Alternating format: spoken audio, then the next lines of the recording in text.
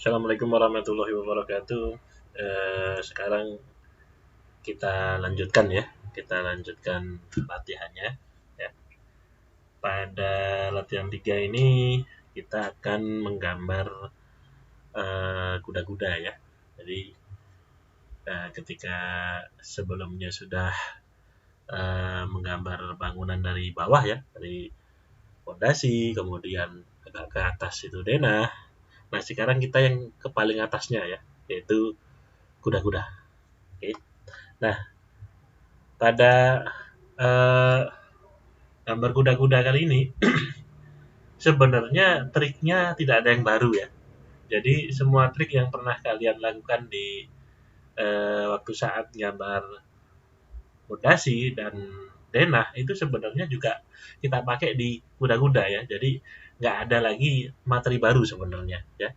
Dengan menguasai cara itu aja teman-teman sudah bisa menggambar kuda-kuda meskipun memang prosesnya beda ya, prosesnya berbeda ya, tapi caranya sama. Oke. Seperti ini ya, saya pakai Xline dulu untuk membuat garis-garis yang nanti akan menjadi garis as ya. Oke.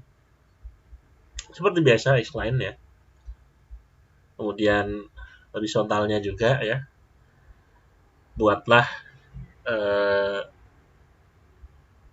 garis as sesuai dengan gambar ya, sesuai dengan soal gitu. Kemudian buat segitiganya ya. Jadi kuda-kuda itu kan sebenarnya bentuk dasarnya segitiga. Oh ya, pada tutorial ini saya nggak akan banyak menjelaskan secara detail ya, karena ya sama gitu ya, seperti yang sudah saya bilang tadi. Ini saya ngerjainnya langgeng aja ya. Terus saya kerjakan, kemudian ini saya dubbing sebenarnya. Jadi pengerjaannya sudah dilakukan, kemudian saya kasih keterangan aja. Karena sekali lagi saya tidak mengajari konsep lagi di sini ya. Teknik-tekniknya itu sudah sama seperti waktu kalian ngerjain fondasi dan denah ya. Nah, tapi kemudian ada juga beberapa pengetahuan umum tentang kuda-kuda yang perlu kalian pahami seperti ini ya. Jadi ini saya sedang mengukur kemiringan ya, kemiringan kuda-kuda. Ya. Jadi mungkin nanti di soal hanya ada panjangnya atau lebarnya kuda-kuda saja ya. Nah, sedangkan biasanya kemiringan kuda-kuda itu 37 derajat ya. Jadi hitung sendiri tingginya dengan hitungan trigonometri untuk mendapatkan tinggi yang sesuai dengan kemiringan 37 derajat ya. 37 derajat di sisi kiri itu ya. Kemudian kita anggap aja semuanya simetris. Oke.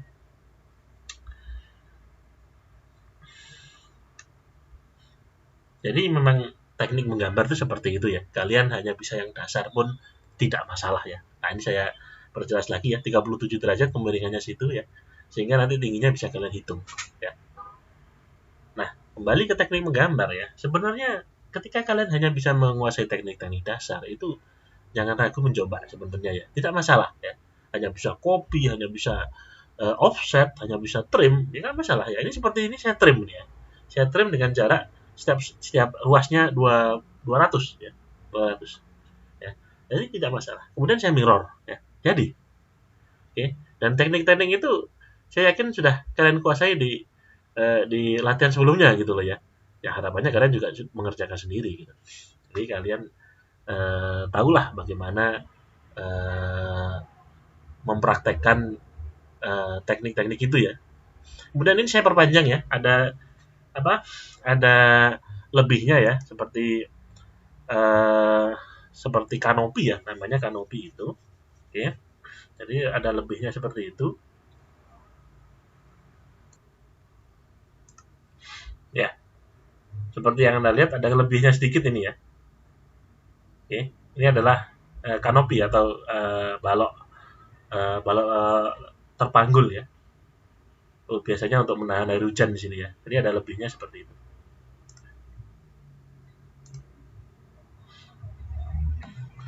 Lanjut beri dinding ya. Kasih aja panjang berapa gitu. Yang penting menginterpretasikan dinding di sana ya, menginterpretasikan dinding. Kemudian buat batangnya ya. Jadi Di kuda-kuda itu ada batangnya seperti itu ya, batang menyilang. Oke.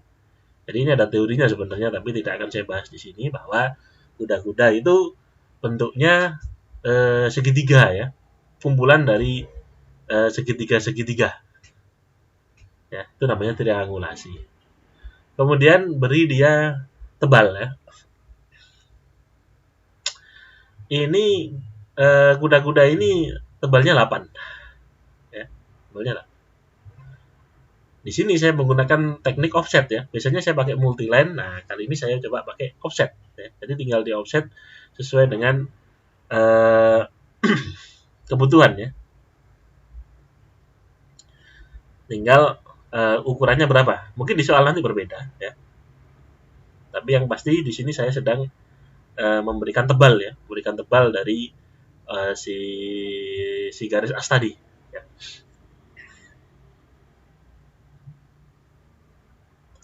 Bisa juga memang pakai cara multiline ya, seperti yang sering kita pakai ya, multiline seperti ini.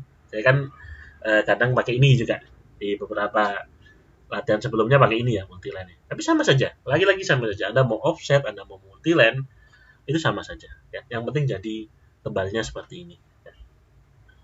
Tapi memang bedanya kalau multiline dia menjadi satu, oke.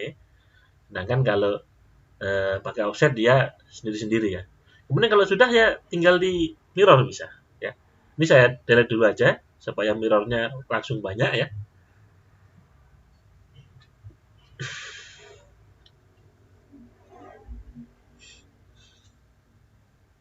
Oke, beri layer dulu ya as bangunan. Kemudian pangkas garis-garis yang tidak perlu ya.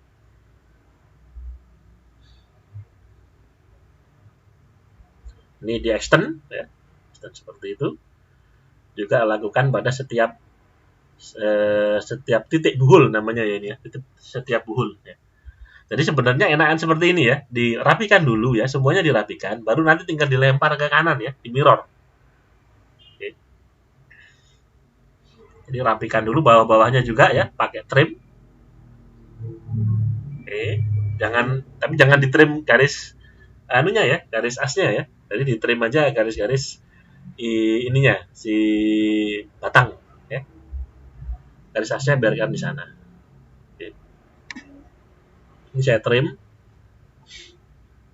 Nah, ya, udah cakep ya.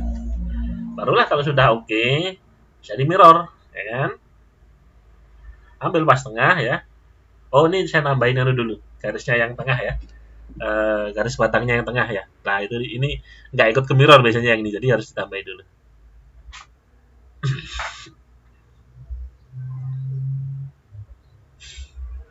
Baru kemudian mirror. Jadi ya, tentu saja dengan keadaan titik-titik buhulnya ya sudah dirapihkan ya. Ya, jadi seperti yang saya bilang, skillnya tidak ada yang baru ya. Jadi seperti ini aja. Rapikan juga sisi cantilever ya, atau balok memanggul itu yang saya sebut tadi juga dengan kata kanopi ya.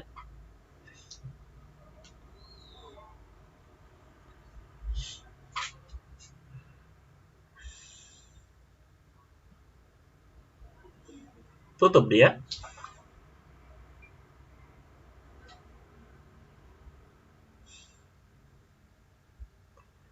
Kemudian pakai chamfer ini ya. Nah, chamfer itu untuk menyatukan. Lihat, lagi-lagi dia nggak bisa ya, dia multiline. Nggak bisa di trim, ini multiline harus di explode dulu ya. Explode dulu, nah jadi baru jadi garis satu-satu, baru dipangkas atau di trim. Ya. Itulah kadang-kadang sulitnya ML atau multiline itu seperti itu ya.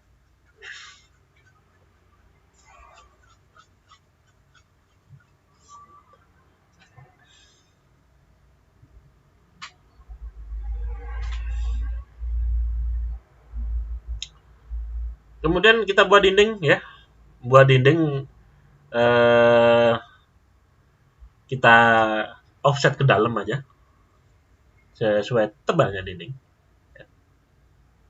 kemudian beri dia garis penghubung ya antara cantilever dan dindingnya. Berikan tebal yang proporsional ya. Jadi kadang-kadang ada tebal-tebal proporsional yang mungkin ini sekitar 5 cm ya, 5 cm atau mungkin 10 cm itu boleh kalian asumsi sendiri ya. Jadi nggak semuanya harus saya tentukan seperti itu ya. Ini saya perpanjang sedikit, kemudian trim ya, itu untuk mendapatkan detail dari cantilever ya.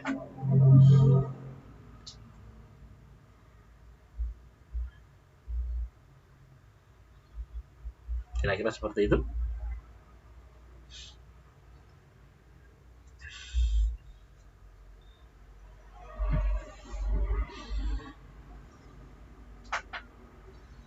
Seperti biasa, bisa ngerjain satu sisi saja, kemudian di mirror ya. Nah, jadi ya. Masih sisa-sisa lagi bisa dibenerin ya.